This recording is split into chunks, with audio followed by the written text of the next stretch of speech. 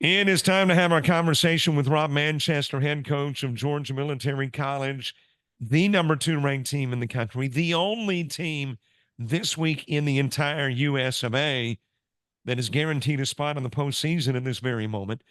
Rob Manchester, it's been a great year. Oh, it has been. All the credit goes to our coaching staff, strength coach, our trainer, and the young men that have been going out there and playing. Had great support from our administration and all of our fans and parents, and it's been a great year. And we play some really good teams. I think we play a tough physical brand of football, and we've been blessed to have 10 wins. So we're looking forward to playing one more game. Let's talk briefly about Lackawanna, the latest win, 35-33 in Scranton. Tough place to play. And you come away with a 2-point win after Lackawanna scores 19 in the fourth. So they kind of made it interesting at the end of the ball game. But all in all, it's a W. It's got you at 10-1. And how'd you come out of it health wise, too? We came out of it extremely healthy. You got to give all the credit to Lackawanna. I think for 3 quarters, I think we dominated them, and then they were resilient and they persevered and they didn't quit. We had to hang on for the win, but I think that just goes to show why they were ranked the number 9 team in the country. We scored right at the flip of the third, fourth quarter, made it 35 to 14, and give their quarterback and receiver number 88. I think he's a Penn State transfer.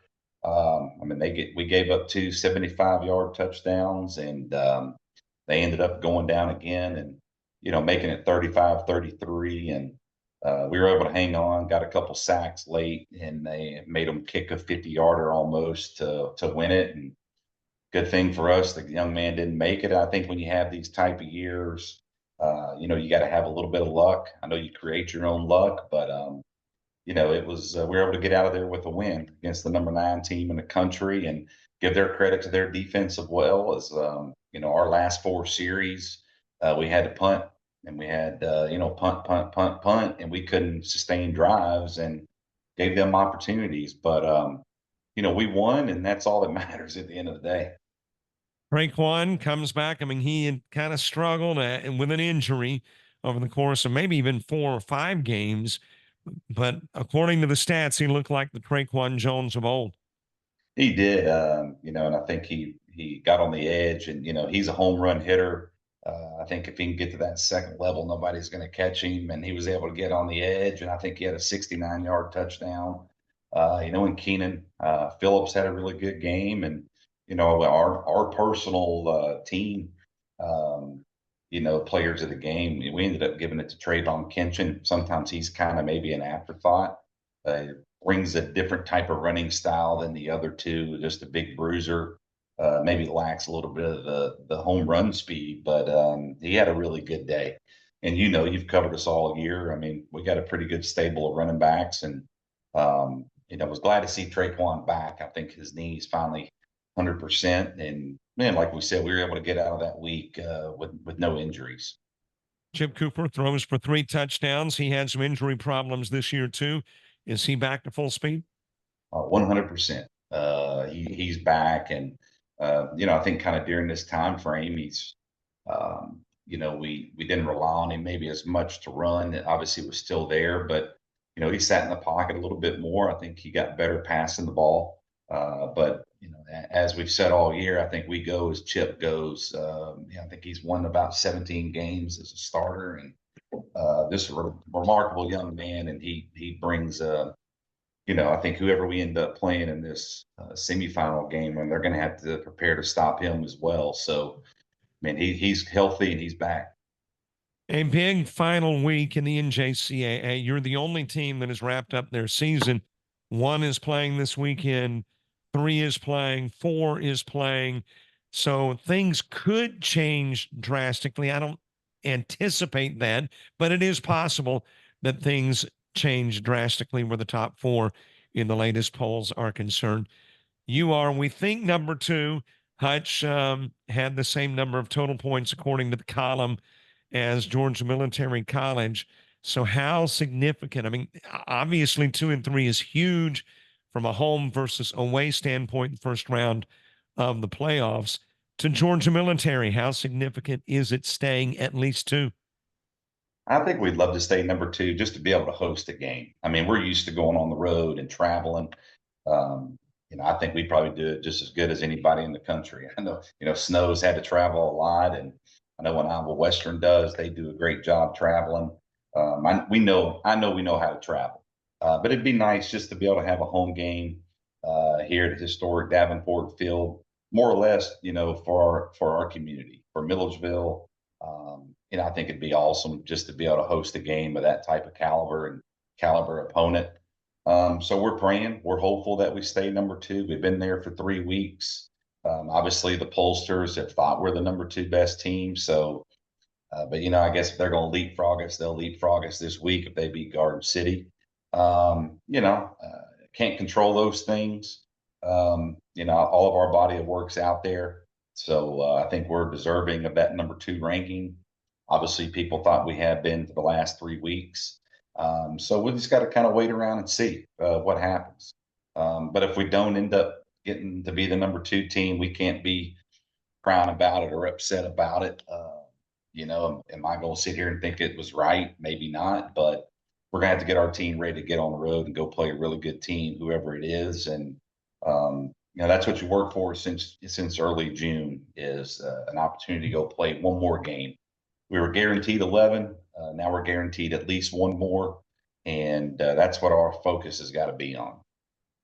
If things go kind of as anticipated, the top 4 teams probably Iowa Western, Georgia Military, Hutch, more than likely Northwestern. But you never know. I mean, things could change drastically this weekend, but those are very good throwing teams. I mean, those are teams that have got excellent quarterbacks.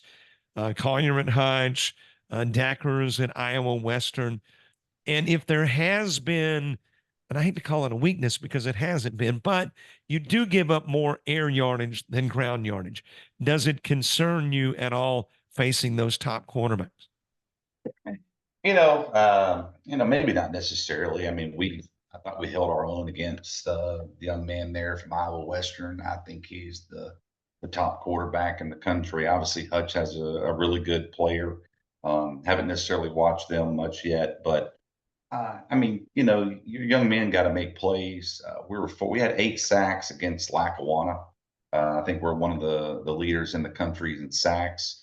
We got to play well in coverage. The thing that hurt us against at least one of the touchdowns against, Lackawanna late. I mean, it was a busted coverage. I mean, we can't do that.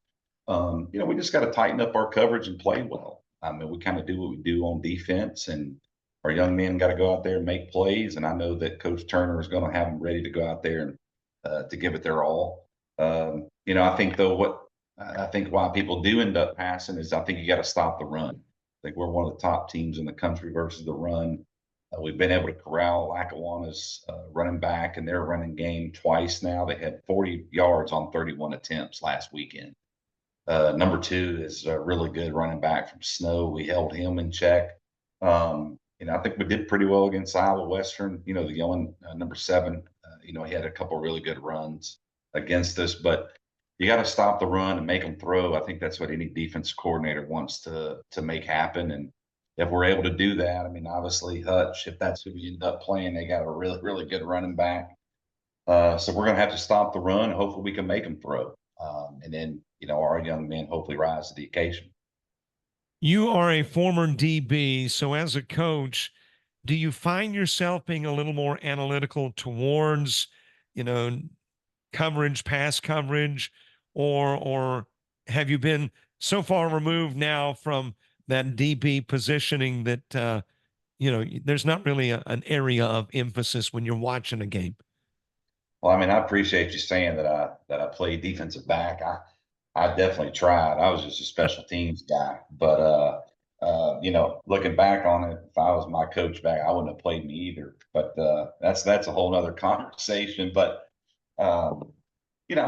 coverage is always. I think you got to be sound all the way across the board, run, pass, this and that. I really like what we're doing defensively in regards to coverage.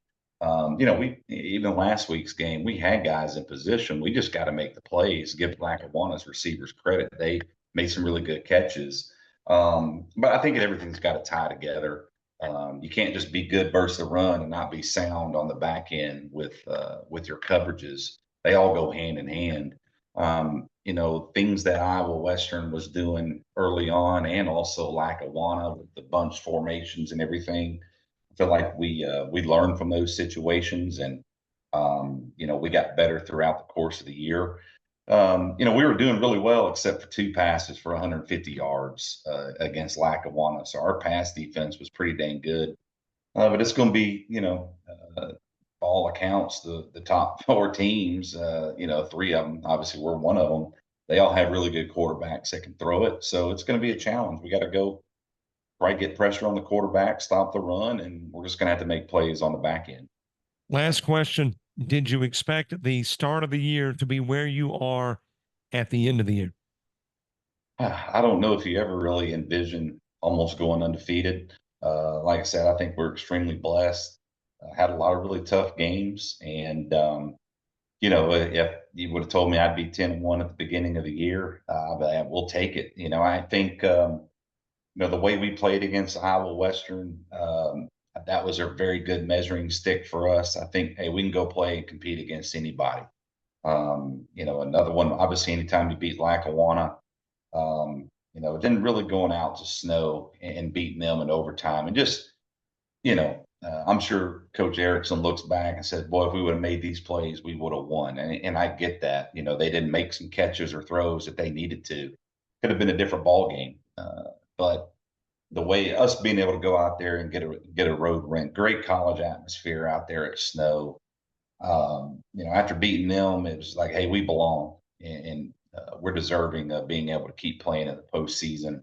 And I think, if anything, just from our program moving forward in the future, I think we're really on some good, solid ground. Coaches have been out recruiting, and it's been really fun. So, like I said, it's great to be a GMC Bulldog, and I think we got this is kind of new heights for our program, and we're excited about what's going on in the next couple of weeks with these playoffs, and then for the future. Well, and you bring up recruiting, and I was going to talk about recruiting, but we'll save that for another conversation. Coach, congratulations on a great year, 10 consecutive wins. I think that is right. Either nine or 10. 9, yep. 9 in a row. Okay. And then 2 more games we're hoping to go. The semifinals and the championship. It's been a great year. We will talk again, and congratulations on finishing the regular season at 10-1. Well, thank you for all your support, Robert and JockJive. Y'all one of the best in the business, and we appreciate you covering us. It is our pleasure, our honor. Thanks a lot, Coach. Thank you.